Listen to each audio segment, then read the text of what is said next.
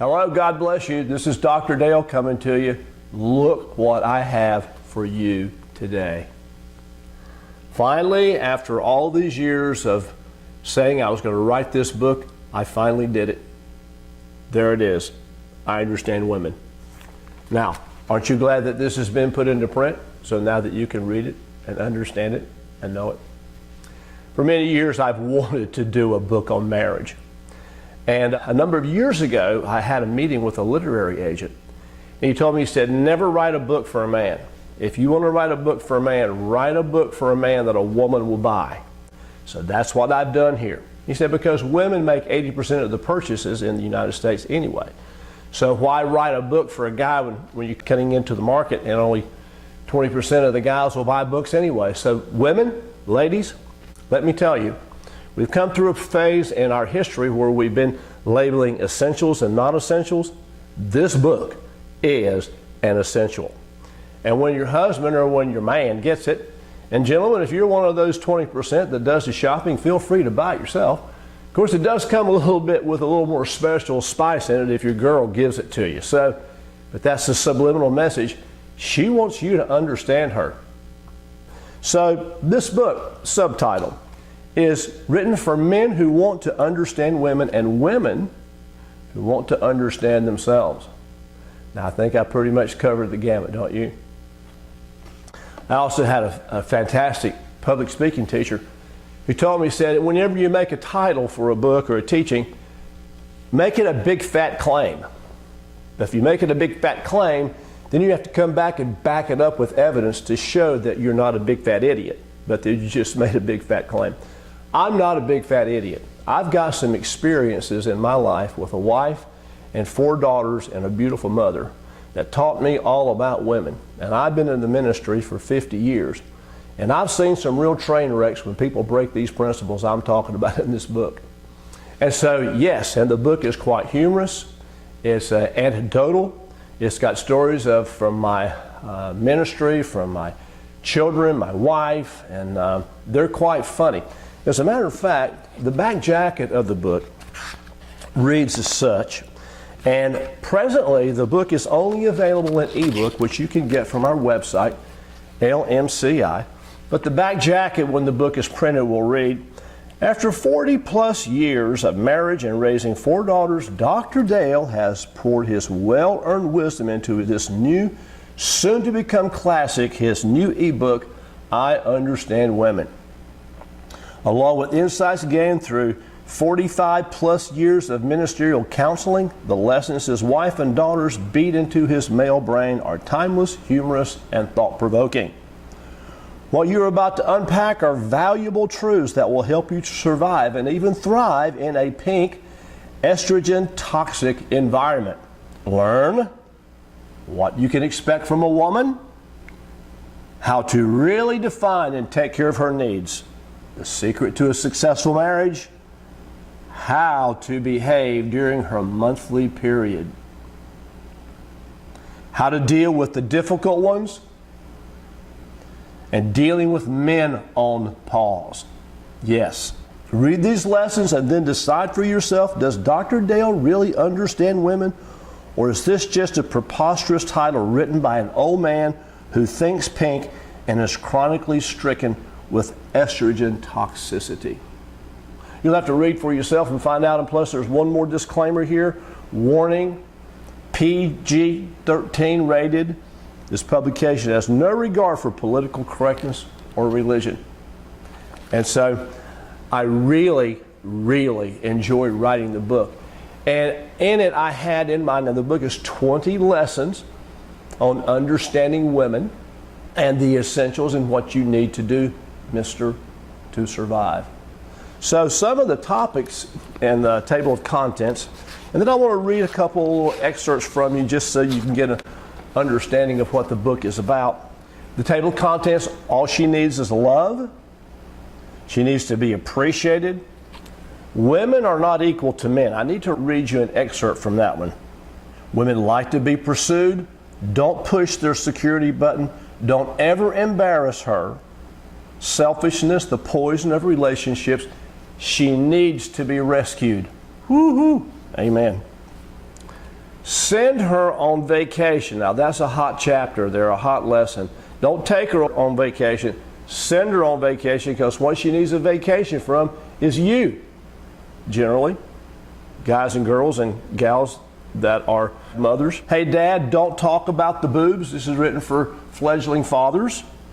What about periods? That's the one that is absolutely essential. Mr. Right or Mr. Wrong. Lesson 13, treat her like a Cadillac. Atta boy.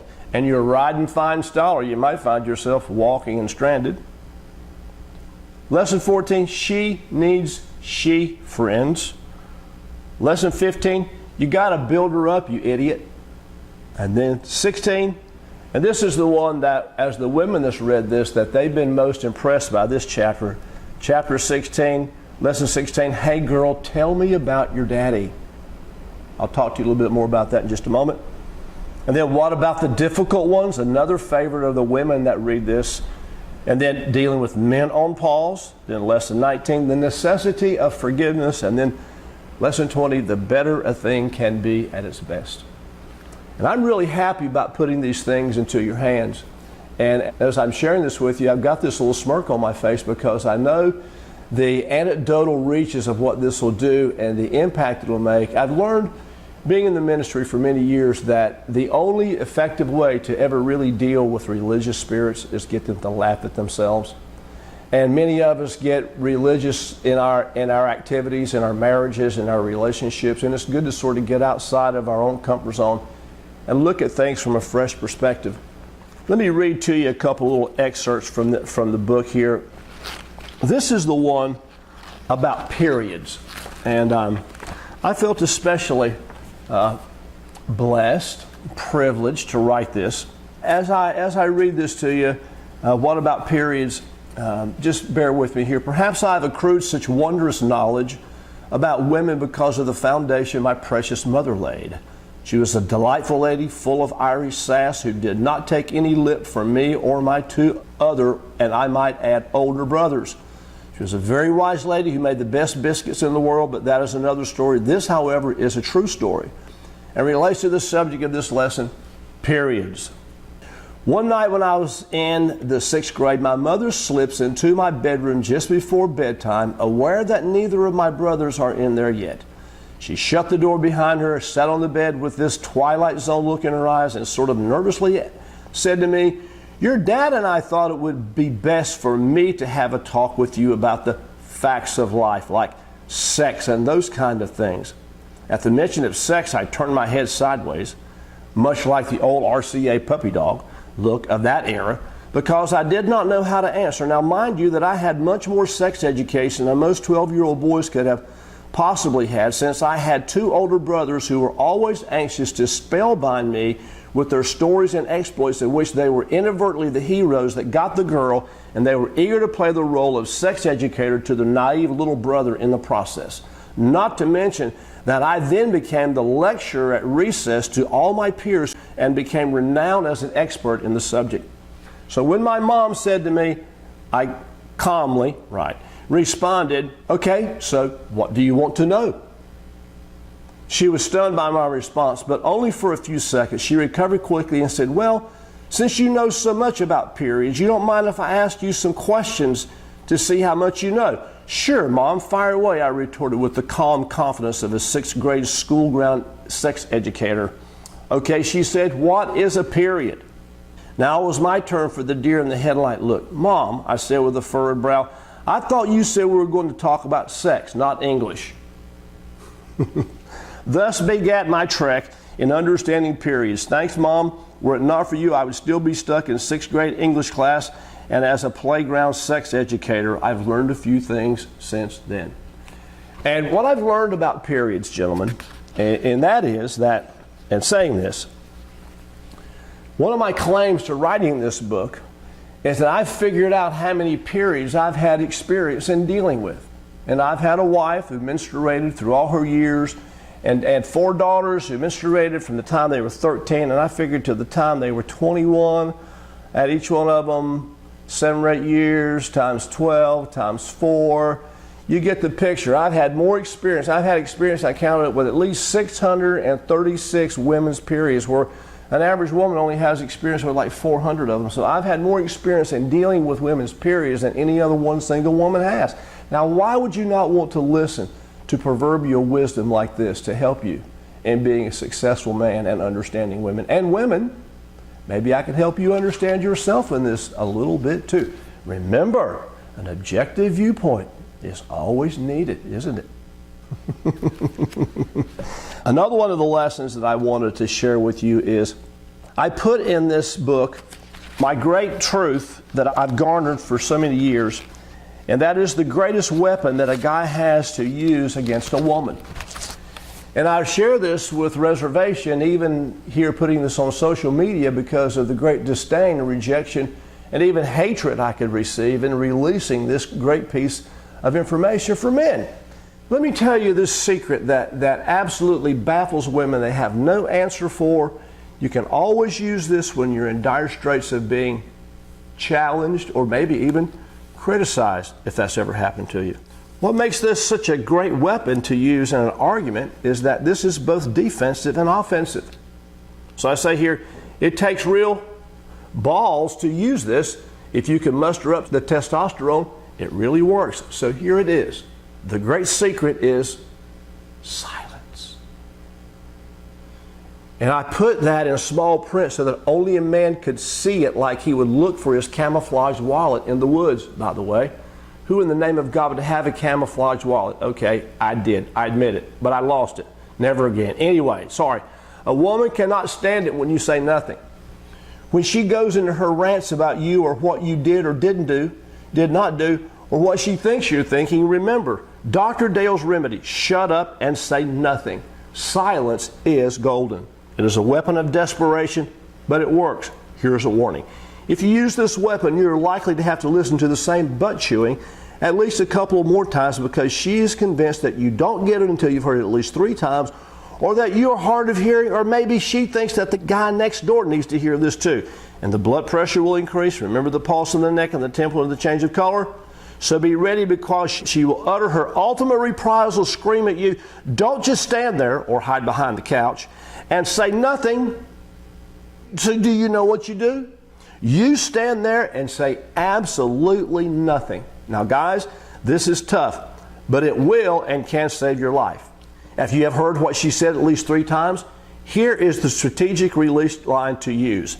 And if you use it, you'll get the last word in every argument with your wife. It is the hallowed reply that every husband learns, and the wiser ones learn it sooner than the hard-headed masochist. The famous last words in any argument with your wife is, "Yes, dear." After you say that, if she starts it again, which is not unlikely, you can sort of duck your head and say, "I need to go think about this." Or if you really are repentant, you can say, "I need to go pray about this." And make sure you do not lie when you leave the interrogation room, because you should pray and thank God that you escaped. So that's the great weapon that a man has to use against women. You know, the earlier chapters in the book, the earlier lessons in the book are pretty simple, you know, like she needs to be loved, she needs to be appreciated, you know. Oh, and I was going to tell you about the one about women are not equal to men. I have to read this to you. It's got a great quote in it. So I'll actually read the quote to you that I used in the book. This comes from a British novelist and philosopher whose name is William Golding.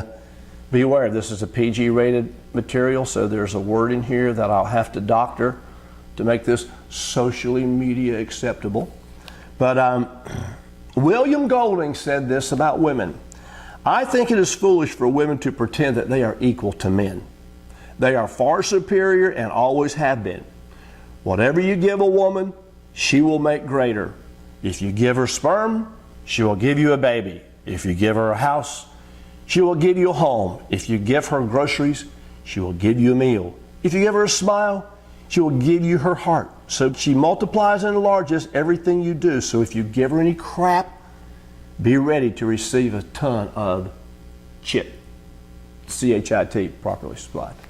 So William Golding understands women, for sure, for sure. A couple more little ditties here, and then I'll let you go, but you really ought to check the book out.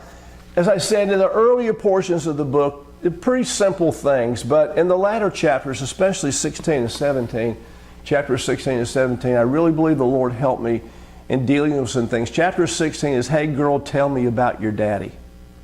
And if you can ask a woman to tell you about her father, then you can find out what you need, what she will expect from you. And you know what she really wants from you is what her dad did not give her. Now this is a great mystery, but if you can figure out what her dad did not give her and fill that bill, you will be the hero, the icon of the ages, right? And then I have another one here about how and how to deal with the difficult ones. And I've been very blessed in my life. I married an absolutely fantastic woman of faith and a woman of God. And my mother was a fine woman. And I come from a good family and I had good examples, but not everyone does that. And sometimes guys, you know, they marry Herman Munster's daughter, you know, or whoever. But how do you deal with the difficult ones? And this is a great chapter, because the solution to how do you deal with the difficult ones, you can't just love them. You have to love them into loving themselves. And that is why they're difficult, is they don't love themselves. And the more difficult ones actually hate themselves because of what other men generally have done to them and the abuse that they've gone through. So as I introduce the book to you, I want you to receive it in honest conscience. It's written to be very effective, but it's written in an anecdotal, humorous way, so to speak, at least I think it is.